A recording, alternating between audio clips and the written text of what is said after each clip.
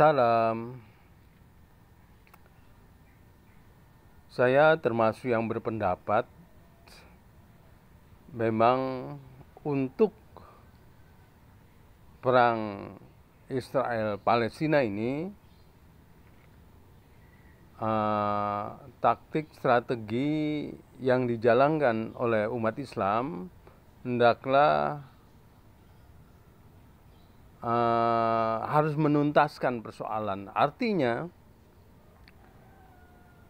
persoalan yang sudah 75 tahun ini, yang sudah cukup lama penjajahan Israel Palestina, harus dituntaskan dalam perang kali ini.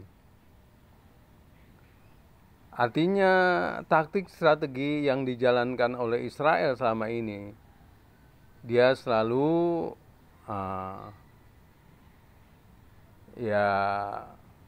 membuat kesepakatan gencatan senjata, tapi selalu diuntungkan, baik makin kuat posisinya maupun makin besar luas wilayah Israel yang diduduki. Maka itu untuk taktik strategi kali ini, ya negeri-negeri Muslim tentunya, terutama yang berperang di pihak Palestina, ya untuk menuntaskan dengan cara menghindari gencatan senjata, artinya dibuat perang itu lebih lama. Bila perlu perang itu 10 tahun. Upayakan perang itu 10 tahun. Maksudnya apa? Maksudnya tadi itu, karena SDM, dan artinya jumlah umat Islam ini 1,9 miliar, sedangkan Yahudi ya di Israel itu hanya 8 juta, di luar Israel 8 juta. Jadi kalau peperangan yang panjang ini ya tentu saja ya mungkin jumlah yang syahid dalam pihak Islam lebih banyak, tapi jumlah Yahudi Zionis ini ya akan habis itu kalau peperangan itu lama. Maka itu untuk perang kali ini tuntaskan ya penjajahan atas Palestina ini, dituntaskan karena momentumnya tepat, dan tadi itu mengambil pelajaran ya perang Saudi dengan Yaman. Kita tahu sumber malapetaka dan kerusakan di Timur Tengah itu ada dua, yaitu Israel dan Saudi. Ya, Israel yang memang mempengaruhi blok barat dengan ya strateginya yaitu industri senjata, ya barat dan American Gang lah, American Gang ini ya itu melakukan peperangan, bahkan ratusan peperangan di dunia ini, ya itu dalam rangka industri senjata, di samping melestarikan kolonialnya, dominasi Barat atas negara-negara jajahannya. Itu mereka ya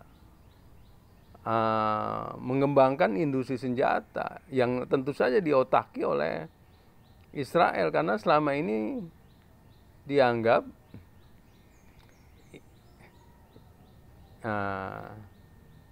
ya Amerika ini ya Israel besarnya, Israel kecilnya ya Israel. Jadi Amerika ini dikendalikan oleh orang-orang Yahudi. Jadi kembali itu. Jadi dua kanker di dunia yaitu Israel dan Saudi. Ya, Saudi dengan ya ideologi Wahabismenya, yang setelah peperangan 6 tahun dengan Yaman, ya akhirnya dilarang itu Wahabisme di Saudi Arabia dengan Pangeran bin Salman itu. Bayangkan satu ideologi selama 200 tahun nih merusak ya dunia, ya terutama dunia Muslim, ya itu hilang dalam 6 tahun perang Yaman dan Saudi. Jadi Yaman ini berjasa dalam ya menghilangkan paham Wahabisme. Ya Wahabisme ya di pusatnya sudah dilarang, berarti perkembangan Wahabisme di dunia ini sudah melemah dalam hal pasokan ya tadi tuh. Pasokan dana dan senjata karena sudah dilarang di Saudi Arabia.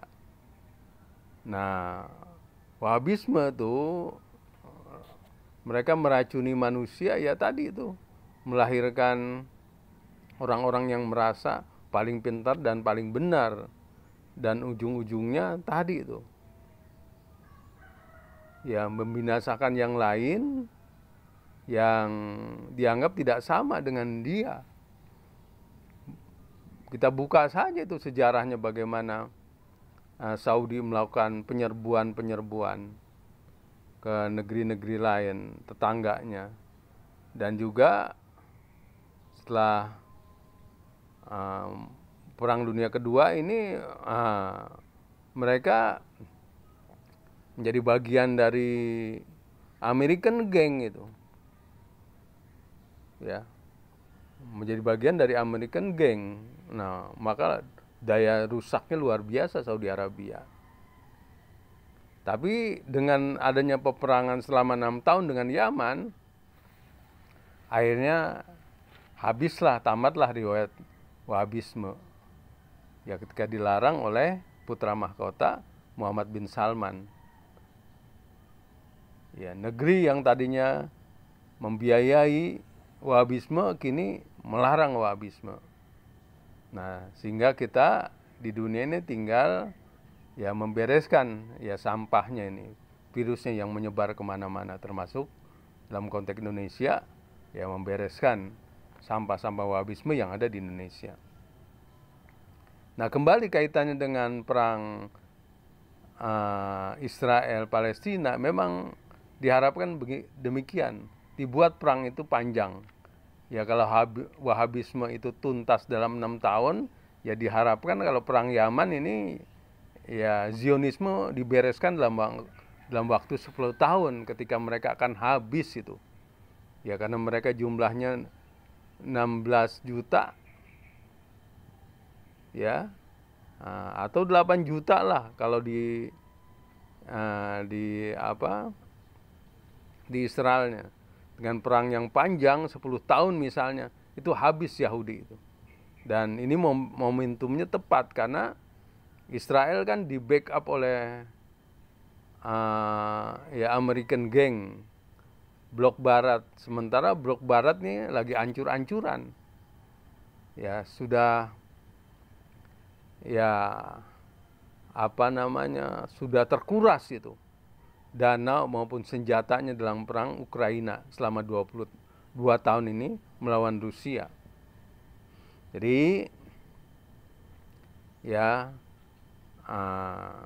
jadi kita yakini ini adalah akan berakhir ya penjajahan Israel atas Palestina ya yang sudah 75 tahun. Ya, memang kita tidak menafikan, kita sedih, kita duka, kita rasa kemanusiaan kita teriris-iris. Ya, korban yang jatuh dari kalangan sipil di pihak manapun. Ya, pihak ya sipil tentu yang paling banyak menjadi korban. Tapi persoalannya ya ibarat kanker ya harus dibereskan, dituntaskan, dan tuntasnya perang yang lebih lama di Palestina dan Israel ini. Ya, perang dibuat lama 10 tahun misalnya baru persoalan ini tuntas. Salam.